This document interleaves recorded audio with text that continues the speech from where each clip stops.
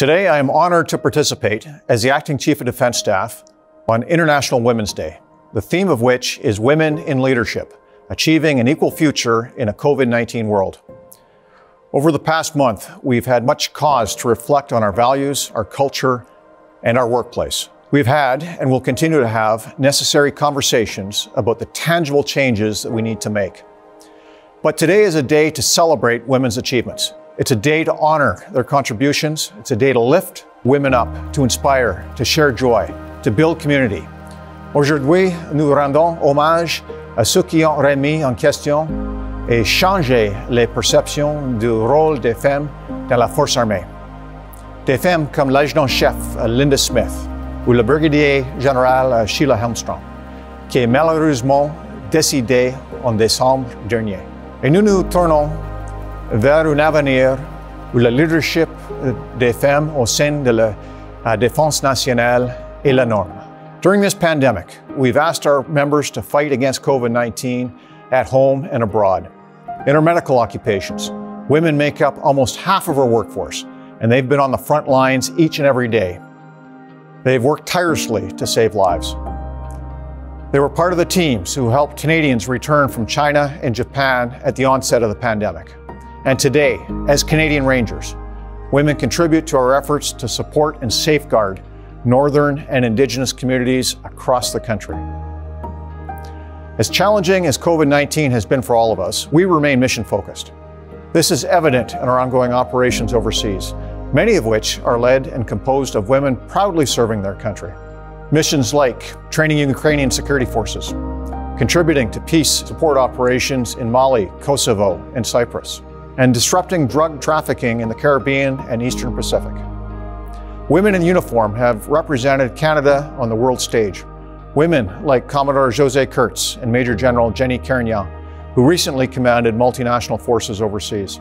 Each leader paves the way for the next. For example, soon we'll see a transfer of command in Operation Unifier in the Ukraine, from Lieutenant Colonel Sarah Hare to Lieutenant Colonel Melanie Lake. On missions around the world, women continue to lead from the front.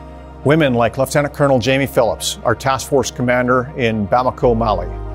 Nous avons parcouru un long chemin depuis la première année de la pleine intégration des femmes dans la force armée. Mais il reste encore beaucoup à faire pour avoir une force véritablement inclusive. Together, guided by the Defense Women's Advisory Organization, defense researchers, and the lived experience of our members, we will continue to push forward. We need to identify and then dismantle the barriers that prevent women's meaningful participation in the CAF across all environments, occupations, and ranks.